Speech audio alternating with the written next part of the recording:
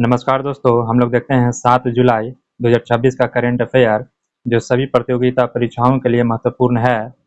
Question number 1 है, निम्न में से किस दिन हर साल वैश्विक क्षमा दिवस मनाया जाता है? ऑप्शन ए 4 जुलाई, ऑप्शन बी 5 जुलाई, ऑप्शन सी 6 जुलाई, ऑप्शन डी 7 जुलाई। इसका सही आंसर होगा ऑप्शन डी 7 जुलाई। एक्सप्लेनेशन है, हर साल 7 जुलाई को वैश्विक क्षमा दिवस ग्लोबल फॉरगिवनेस डे मनाया जाता है। इस दिन का मुख्य उद्देश्य लोगों को पुरानी नाराजगी, गुस्सा और कड़वाहट को भूलकर मानसिक शांति की ओर बढ़ने और रिश्तों को मजबूत करने के लिए प्रेरित करना है।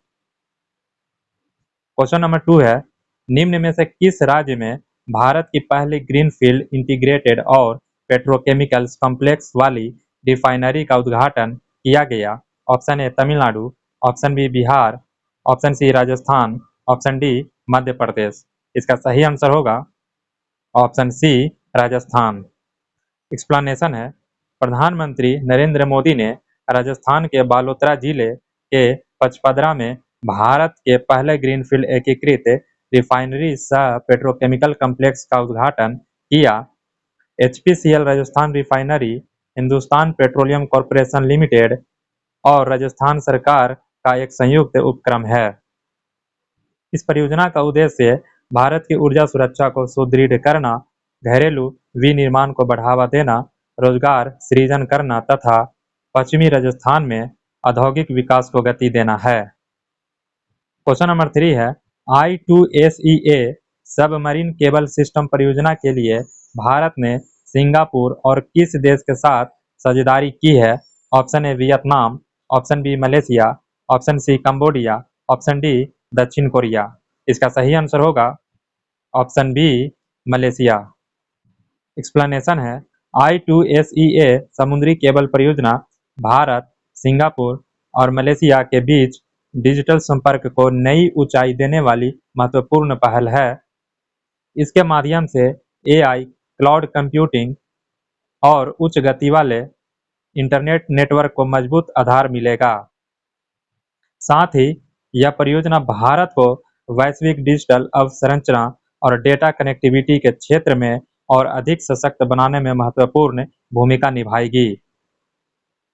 क्वेश्चन नंबर 4 है, निम्न में से किस राज्य सरकार ने वर्ष 2026 से 2036 के लिए डीप सी फिशिंग मिशन को मंजूरी दी है? Option A Paschim Bengal, option B Bihar, option C Tamil Nadu, option D Odisha.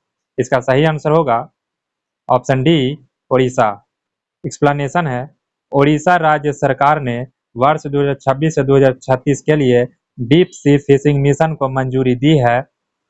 इस पहल का मुख्य उद्देश्य राज्य को पूर्वी भारत में एक अग्रणी समुद्री निर्यात केंद्र के रूप में स्थापित करना है। इस 10 वर्षीय परियोजना का कुल बजट लगभग ₹2295 करोड़ है, जिससे 50,000 से अधिक रोजगार के अवसर पैदा होने और मछली उत्पादन में भारी वृद्धि होने की उम्मीद है। क्वेश्चन नंबर 5 है, जुलाई 2026 में मलिहाबादी आम को GI टैग दिया गया, यह किस राज्य से संबंधित है? Option A Tamil Nadu, option B Bihar, option C Uttar Pradesh, option D Paschim Bangal. इसका सही आंसर होगा ऑप्शन सी उत्तर प्रदेश।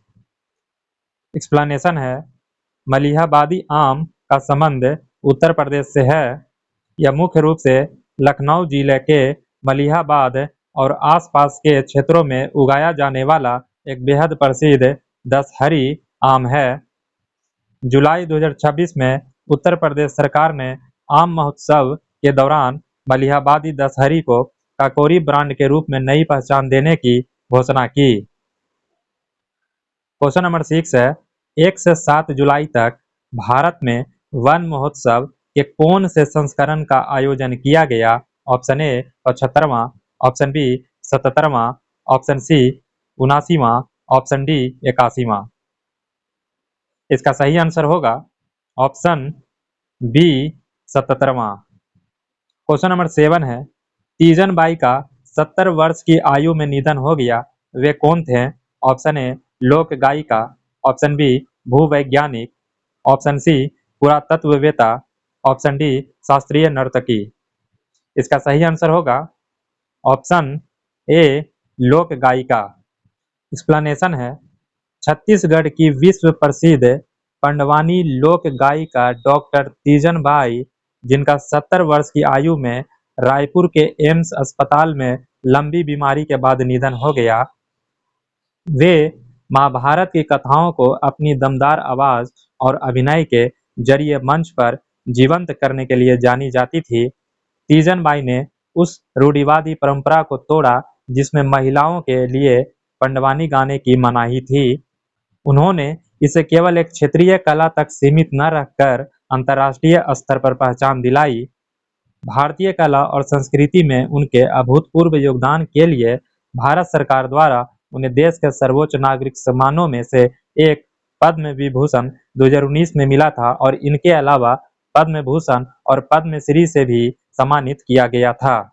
तीजन बाई को मिल चुके हैं ये अवार्ड 1994 में श्रेष्ठ कला आचार्य सम्मान, 1996 में संगीत नाट्य अकादमी सम्मान, 1998 में देवी अहिल्या सम्मान, 1988 में पद्मश्री से सम्मान, 1995 में संगीत नाटक अकादमी पुरस्कार, 2003 में डी लिट बिलासपुर विश्वविद्यालय, 2003 में पद्म भूषण से सम्मानित, 2016 में एम.एस. सुब्बुलक्ष्मी शताब्दी पुरस्कार, 2019 में पद्म विभूषण से सम्मानित। क्वेश्चन नंबर 8 है, किको फुजिमोरी को निम्न में से किस देश की पहली महिला राष्ट्रपति चुना गया है? ऑप्शन ए दक्षिण Korea, option B Ukraine, option C Mexico, option D Peru. इसका सही आंसर होगा ऑप्शन डी पेरू। एक्सप्लेनेशन है, किको फुजिमोरी को दक्षिण अमेरिका देश पेरू की पहली निर्वाचित महिला राष्ट्रपति चुना गया है। उन्होंने 2026 के आम चुनावों के करीबी मुकाबले में अपने वामपंथी प्रतिद्वंदी रॉबर्टो सांचेज को हराया है। पेरू के राष्ट्रीय चुनाव प्राधिकरण द्वारा आधिकारिक जीत की घोषणा के बाद उन्होंने अपने चौथे प्रयास में यह पद हासिल किया है।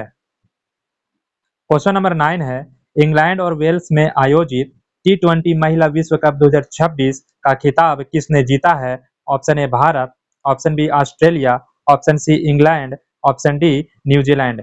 इसका सही आंसर होगा option B Australia. Question number 10 है, नेमार किस देश के प्रसिद्ध खिलाड़ी हैं जिन्होंने हाल ही में अंतर्राष्ट्रीय फुटबॉल से संन्यास ले लिया है? Option A Brazil, option B पुर्तगाल, option C Norway, option D Argentina. इसका सही आंसर होगा option A Brazil. Question number 11 है, निम्न में से किस राज्य स्थित जलालाबाद का नाम बदलकर हाल ही में परशुरामपुरी किया गया है? Option A Paschim Bengal, option B Tamil Nadu, option C Bihar, option D Uttar Pradesh. इसका सही आंसर होगा option D Uttar Pradesh. Question number 12 है, निम्न में से किस स्थान पर भारत का पहला अपतटीय हवाई अड्डा बनाया जाएगा? Option A Chennai, option B Palghar, option C Mumbai, option D Thiruvananthapuram. इसका सही आंसर होगा option B Palghar. Question number 13 है, भारत के पूर्व मुख्य चुनाव आयुक्त राजीव कुमार को निम्न में से किस बैंक का पार्ट टाइम चेयरमैन नियुक्त किया गया है? Option A HDFC bank, option B ICICI bank, option C Punjab national bank, option D state bank of India. इसका सही आंसर होगा ऑप्शन ए HDFC बैंक।